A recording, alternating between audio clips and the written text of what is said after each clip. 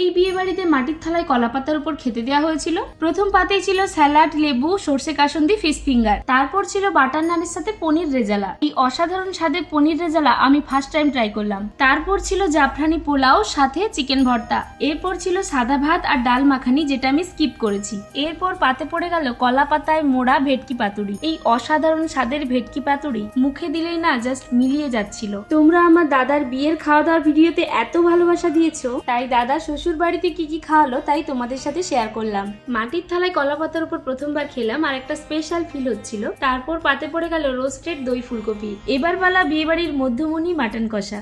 মাটির বাটিতে ধোয়া ওঠা কষা কষা মাটন, সাথে আমার ভীষণ পছন্দের চর্বির পিস। জাফরানি পোলাও সাথে মাটন কষা আর লেবুর রস। আমার মনে হয় না এর থেকে ভালো কম্বিনেশন কিছু হয় বলে। এখানে কিন্তু জলটাও মাটির গ্লাসেই খেতে দেওয়া হচ্ছিল। এরপরেই ছিল সন্দেশ, কেশর ভোগ, পাঁপড় ভাজা। Last end of the list, double ফ্লেভারের স্কুপ আইসক্রিম।